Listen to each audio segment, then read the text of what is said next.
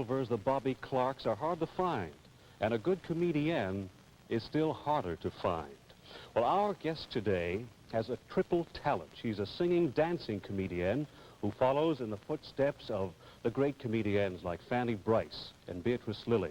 And her performance in the current hit review Showgirl could be described as, well, a zesty, exhilarating tour de force, which gives evidence that she is one of the cleverest comedians in the American musical theater today. And I'd like you to meet her, the critics' darling, and our darling, too, Miss Carol Channing. Here she is. Hi. Hi. Thank you. What a lovely... Well, I think we're in orbit.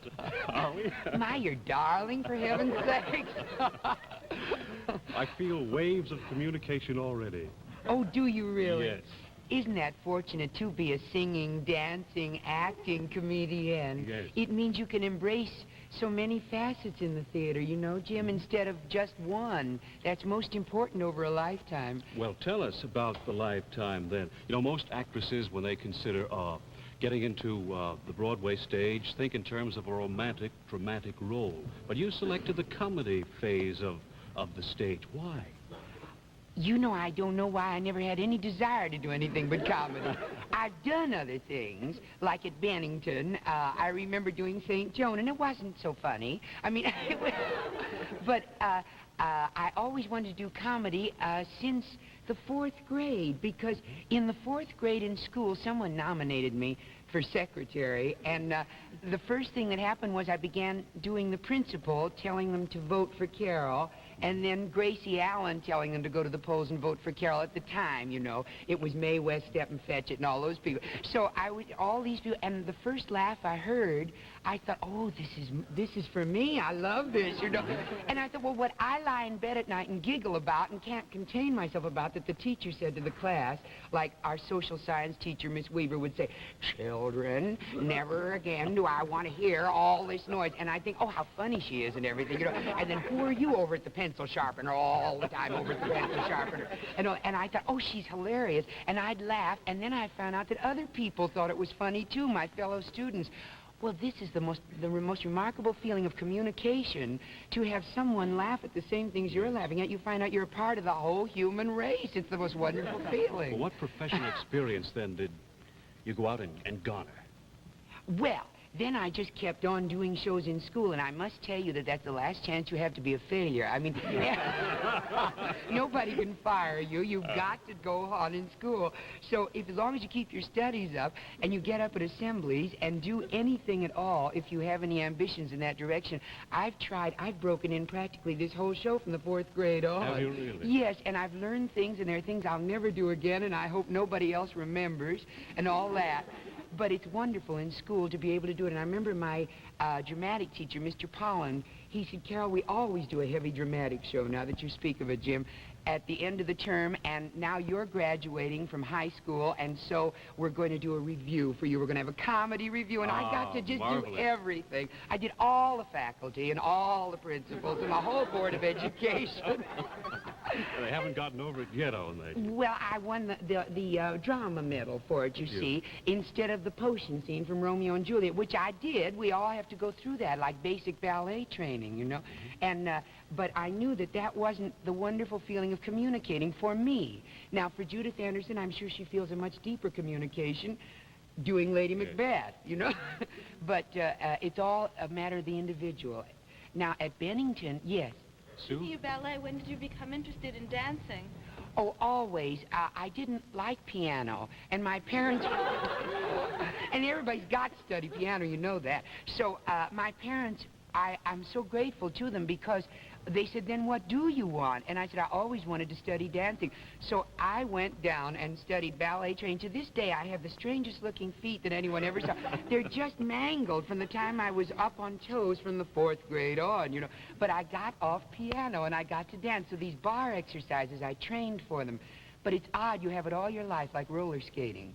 It comes back to you. Anything in a musical that you want to express or you want to say, It's at your command. My body is at my command like a musical instrument to say an idea. If I want to say, this is a darn fine funeral, and this is the happy, happy Rodgers and Hammerstein girl, from here, from the feet on up, I can do her, and she's at my command. And I'm so grateful for that, even if I had bleeding toes all my life.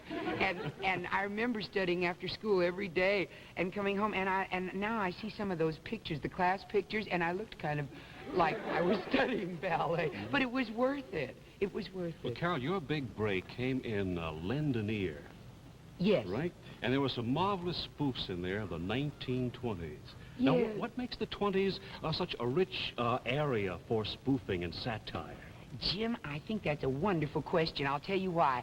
It's very difficult to laugh at something we are going through at the moment. That's why, to me, comedy is sanity, the highest kind of sanity you can get to. It means we must be where God is, you know, that we can get out of our trouble, and you cannot satirize what we're going through right now. You must satirize a bygone era.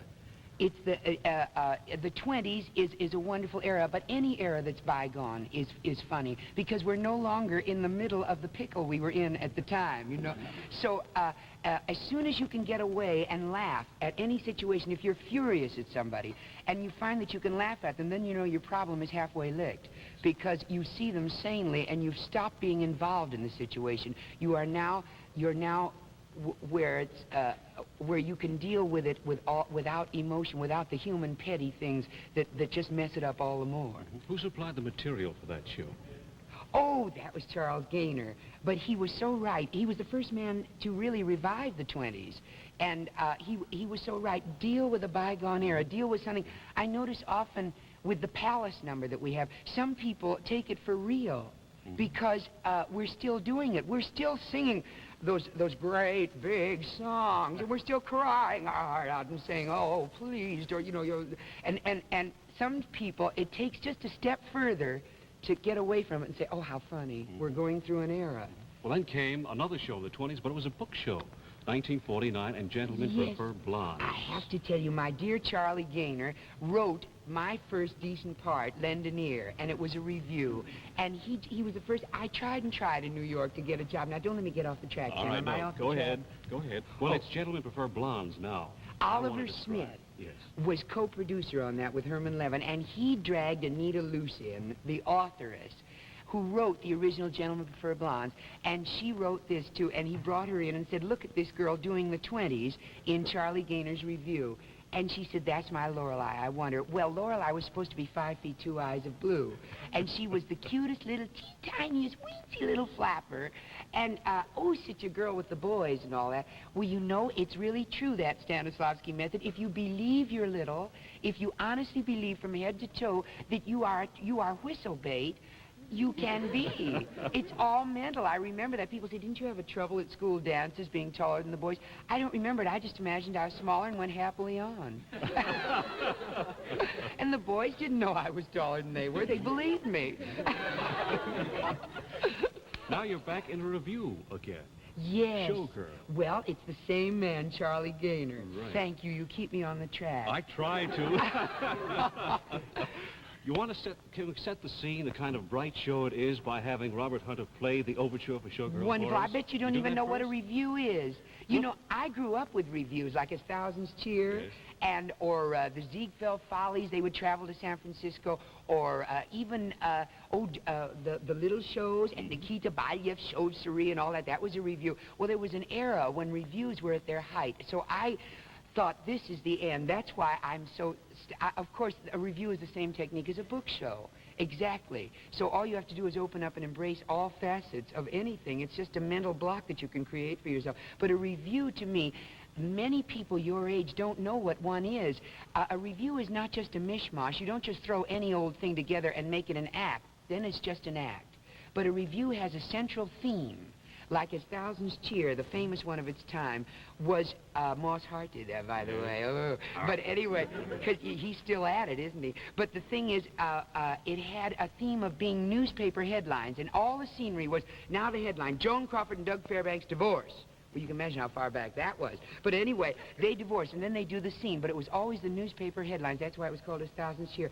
Our review has a theme. Charlie Gaynor told me way back in Lindoneer, I am going someday, when we were all 18 unknown people tumbling on stage and we had equal parts, he came to me and said, Carol, someday I'm going to write a show just for you, which to me meant everything at the time. It meant he approved of everything I was doing in Lindoneer and everything. Beautiful. Yes, and he did. He finally wrote it, and it turned out to be this showgirl that we're doing. You know what we're going to do? We're not going to do the overture, Robert. When we go on to Carol's number, I talked instead... too long. No, what you say is so Robert interesting. loves his overtures.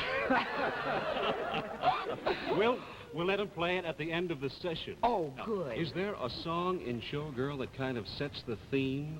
Yes, actually, the quickest way to